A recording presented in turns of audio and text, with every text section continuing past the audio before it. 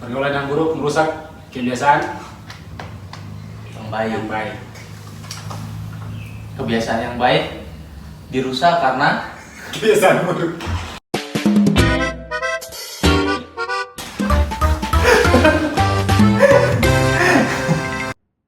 Ayo ngana nonton weh. ini podcast perintis, bukan pewaris. Mananya ini? Mana yang nggak nonton lah. Gas weh. Masa jangan. Iyalah. Apa cerita? Cerita kita adalah tentang pergaulan buruk. Maksudnya gini. Kita bergaul dengan orang-orang yang seperti apa? Ya. Gimana tuh? Nomse. Pergaulan yang buruk merusak kebiasaan Yang baik. yang baik.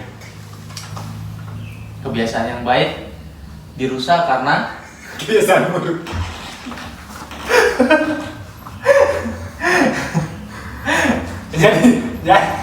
jadi ada dua macam sih ini, Bang. Ada pergaulan yang buruk, ada kebiasaan buruk. Sama-sama merusak. Nah, gimana? Kalau ngomongin apa? Pergaulan yang buruk ya? Pergaulan yang tidak baik. Ya, kalau menurut aku karaktermu, nilai hidupmu akan ditentukan dengan siapa engkau bergaul. Iya kan? Cara pikirmu, karaktermu, terus pribadimu akan dikenal, akan terbentuk dengan siapa engkau bergaul. Nah, makanya menarik sih ketika pergaulan buruk itu merusak kebiasaan yang baik. Sebagai anak-anak Tuhan nih, itu, wis. Apa ini? Sayang banget. Nah, sekalipun kadang ya kita juga kecewa juga. Tapi kan kita tetap mengakui dong. Ya nggak? Kalau tanya anak siapa kau? Anak Tuhan. Anak Tuhan. Iya. Selain dari anak bapak dan mama. Ya, balik lagi ke topik kita tadi ya. Pergaulan buruk merusak kebiasaan yang baik. Perkataan itu memberikan pengertian kepadaku bahwa pilihlah. Ya, karena setiap orang tuh punya pilihan di dalam hidup. Ya, pilihlah orang-orang yang ingin kita dekati, yang ingin kita temani. Bukan berarti kita nggak mengasihi orang-orang yang mungkin ya nakal di sana, di luar sana, yang hidupnya nggak sesuai dengan iman. Bukan berarti kita nggak mengasihi mereka gitu kan, tapi kita tidak menyukai perbuatannya mereka. Makanya pilihlah orang-orang yang mau bersama-sama dengan kita itu lebih dekat kepada Tuhan. Jadi apalagi kita kan orang-orang muda nih, yang masih muda usianya, kategorinya masih muda, mulai menuju orang dewasa gitu kan. Tapi penting untuk bergaul dengan orang-orang yang dekat dengan Tuhan sih. Ketika kita sudah menjadi orang yang dekat sama Tuhan, rajin pelayanan, taat beribadah, suatu waktu kalau kita berteman, bergaul dengan orang yang belum pernah ibadah, terus mabuk-mabukan, benar nggak? Itu pasti kita akan terpengaruh. Ada yang bilang seperti ini. Ketika kita bergaul dengan 4 orang pemabuk, kita akan suatu saat kita akan menjadi orang yang kelima. Betul. Orang pemabuk yang kelima. Nah, tapi ketika kita bergaul dengan 4 orang anak-anak Tuhan, suatu saat kita akan menjadi anak-anak Tuhan yang kelima. Yeah. Nah, kalau menurut aku pilih yang benar dengan bijaksana. Bukan berarti kita mengejudge mereka ya, bukan berarti pribadi mereka nggak berharga di mata Tuhan. Sebenarnya berharga, cuma perilaku mereka yang harus kita hindari. Betul. Supaya kita nggak terpengaruh sama seperti mereka. Itu sih kira. Karena memang betul ya. Karena ketika kita bergaul dengan mereka itu ya, sekalipun misalkan kita nih kita sudah ngerti kebenaran, ngerti firman lah. Tapi kalau kita bergaul dengan 4 orang seperti yang kamu yang tadi, kita yang kelima, ya otomatis kan kalau kita bisa memberikan pengaruh yang baik, ya puji Tuhan, itu lebih bagus. Tapi biasanya nggak bisa kasih. Iya. Karena yang 4 ini yang dominan. Ya. Dominan ya. Ya sama kayak misalkan kita punya jeruk 5 ya. Satu itu bagus, terus 3 itu busuk. Lama-lama di satu kan jadi busuk juga. Betul. Jadi terpengaruh gitu. Iya. Punya pengaruh yang sangat besar ketika kita ada di lingkungan itu. Makanya dan ini juga kita sudah punya pengalaman tersendiri ya. Ini punya pengalaman masing-masing lah dengan pergaulan bebas ini. Dan tidak bisa dipungkiri, saya juga pernah mengalami hal ini. Iya.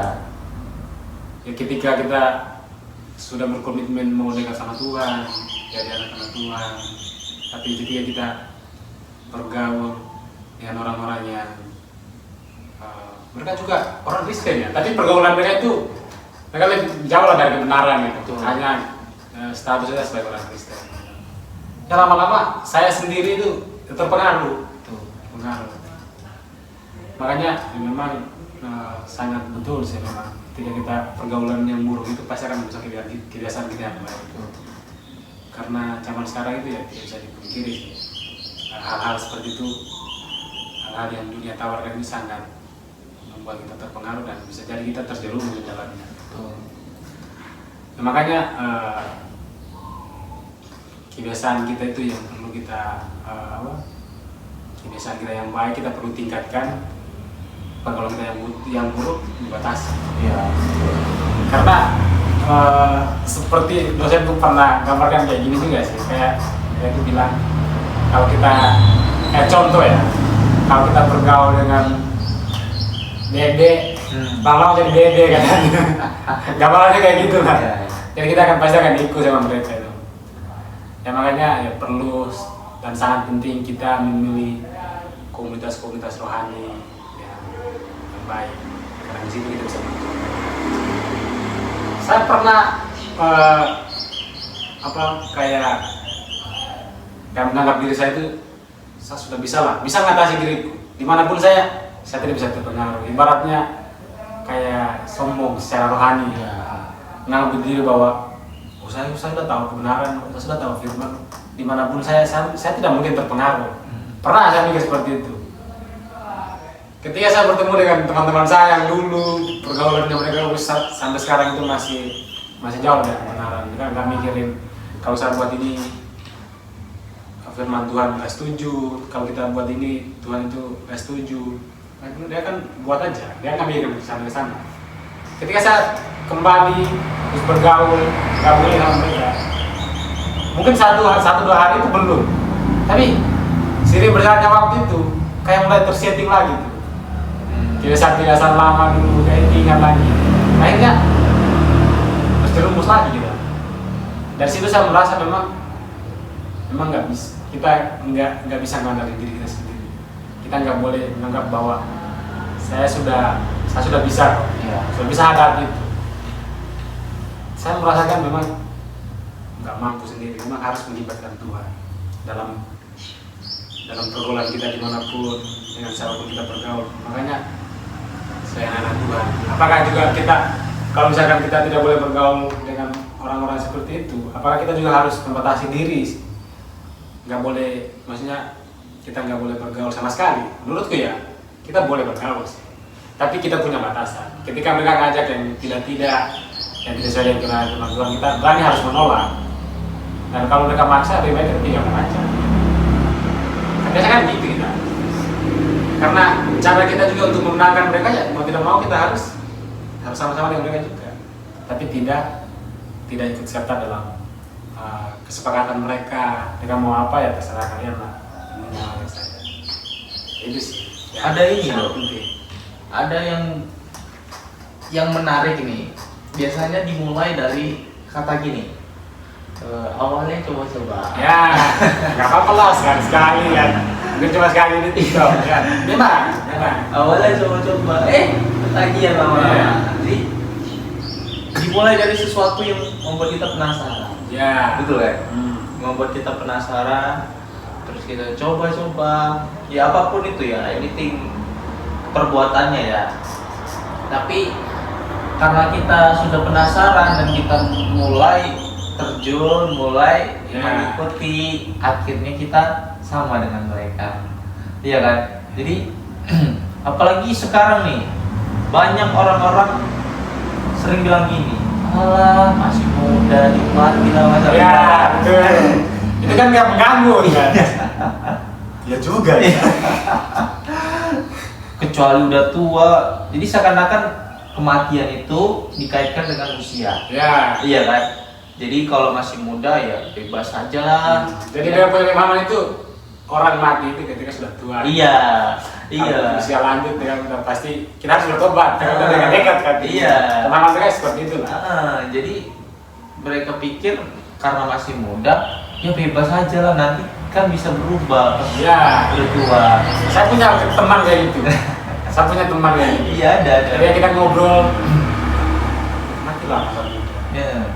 Nanti masa muda itu nggak datang 2 kali katanya gitu. Nah. Nanti kamu menyesal loh. Jadi kalau bisa nakal ya nakal aja. Iya. Kan bertobat itu bisa kapan aja. Saya bilang, iya memang betul. Bertobat itu kapan aja bisa lah. Tidak ada kata terlambat ketika kita mau datang sama Tuhan. Tapi kan saya bilang, kita kan nggak tahu sampai kapan kita di dunia ini. Kita nggak tahu Tuhan panggil kita dalam hal apapun itu Tuhan bisa panggil kita. Kita nggak tahu itu, makanya kita harus waspada aja di situ. Iya. Tidak menuntut kemungkinan, Pak. Kita kemana terus sudah tiba waktunya Tuhan, kita nggak bisa menghindari. Terus kita belum sempat, Pak, ngakui Tuhan itu adalah Tuhan juru selamat kita yang hidup. Kita kan nggak bisa ngapa-ngapain lagi, Pak. Kalau sudah sekarat kau di rumah sakit, ya puji Tuhan kalau kau masih ingat Tuhan dan kau masih terima Dia secara pribadi. Kalau kita nggak bisa lagi, makanya sudah penyesalan nggak ada artinya. Makanya ya, memang penting pergaulan itu menentukan masa depan kerohanian kita juga. Tuh. Oke. Begitulah podcast kami hari ini. Ada closing statement dari saudara. Silakan. Ya, jadi yang hari ini masih punya pergaulan yang bebas. Oke lah, ketika hari ini kita berbicara tentang pergaulan bebas, ketika kita dengar ini, mari kita mau perbaiki. Karena ya itu tadi, pergaulan hari ini akan menentukan masa depan rohani kelak. Jadi mari tentukan pilihan kita. Apakah kita mau bergaul dengan pergaulan yang bebas, yang buruk, atau kita mau bergaul dengan Tuhan. Tuh. Itu aja. Tuhan berkati. Oke, Tuhan berkati. Bye bye guys. Bye bye. Jangan kau bandel-bandel lagi. Bertobat.